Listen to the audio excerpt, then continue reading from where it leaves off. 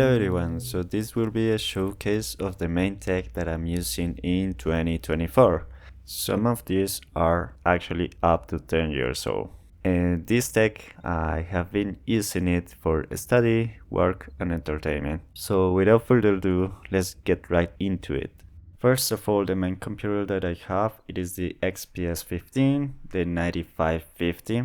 I bought it in 2016, just 1 year after the release of this specific model. I applied a different skin to the top, as you can see. This one in specific has an Intel i7-6700 HQ and an NVIDIA GeForce GTX 960M. An SSD of 512 gigabytes. It is showing its age, mostly in the physical department. As you can see, the coating on top of the carbon fiber or plastics is getting sticky, so I'm just removing it to make it look nicer. But in terms of performance, it's just good enough right now. Now moving forward, we have the Xiaomi Pad 5. It was released back in 2021. I bought it the same year. It is a good mid-range tablet with a good value. It has a Snapdragon 860. It has an 11-inch screen, 120 Hz and an aluminum frame. I bought the pen separately through AliExpress, same as the screen protector that I usually have across all my devices, and the case as well. This case in specific, it is a magnetic one. It can hold the pen as well, and it just leaves the sides unprotected, but that's good enough for me. Just for keeping around the house, and for traveling I just drop it in my backpack. No major issues there. I basically use this tablet for media consumption as well, reading, browsing the web. Nonetheless, I do some light work like reading through emails and using some Office suite apps.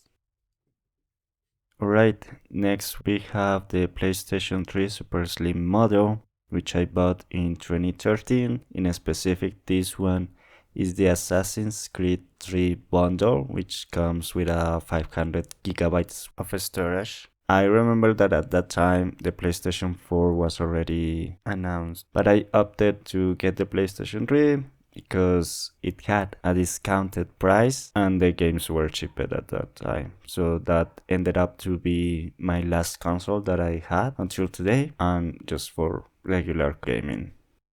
Now the Miyoo Mini Plus, I bought it in August of 2023 for about $60. It was released earlier the same year.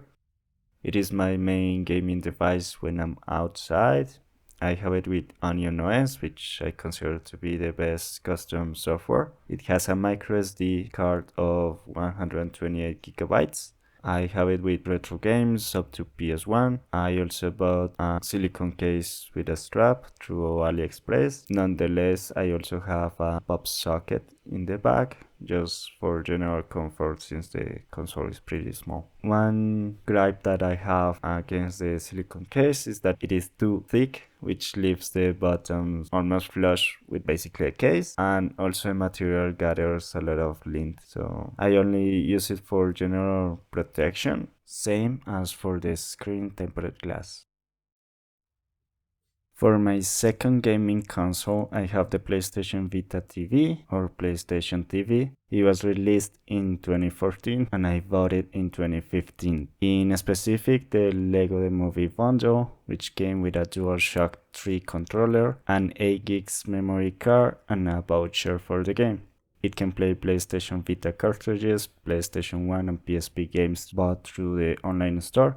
I am mostly using it to test hacks, ports, and to stream PlayStation Vita games.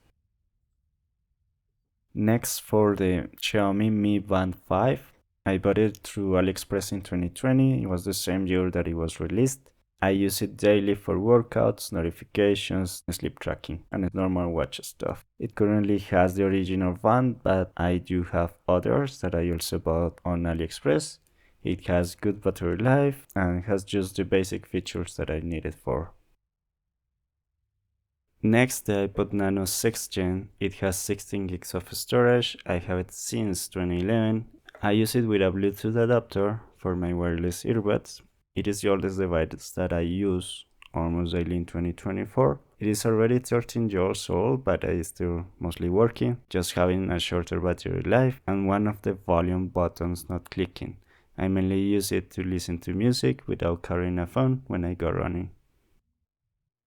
Now for the PlayStation Vita, this is the 2000 model. I bought it in 2015 for 200 Canadian dollars at the time. I got it with the Borderlands 2 bundle, which came with a voucher for the game and an 8 gigs memory card. I mostly use it around the house, that's why I have it with this grip that I got on AliExpress.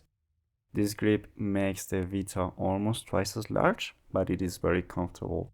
It also has a kickstand for displaying the console, but it is very flimsy. It has the back exposed to use the back panel. When I travel for several days, I also take it with me without the grip, just with a plastic case.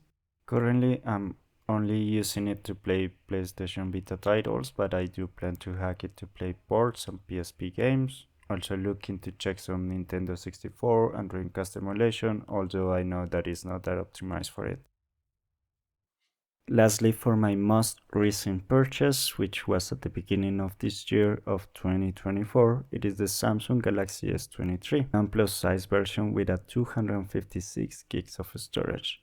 I bought it at a discounted price since the S24 was already released and did not have any major upgrades. Though I do prefer the boxier frame of that one, but on both models I do not like the glossy sides. This is a phantom black color, though it has like a purple tint in the frame. I upgraded to the S23 coming from the OnePlus 3T that I had since 2017. I was looking for a phone with a top-of-the-line Snapdragon chip, mainly to test emulation, also that it had OLED screen, a good camera. I have always used Android phones for their customization and open software, so I also decided to go for this one over the others to last me plus 4 years. I currently use it with a case and pop socket. This case in specific is MagSafe, but I do have others without it. So that was my main tech that I use in 2024, ranging from 14 years old iPod Nano to the S23 that was released last year. All the video was recorded using the Galaxy S23 camera, except for the showcase of the phone. The audio was recorded separately using an XLR mic and audio interface. I plan to do specific reviews / how I have each gadget set up, so let me know in the comments below any questions that you may have or if you are interested in a specific device. That will be all for this one. See you next time.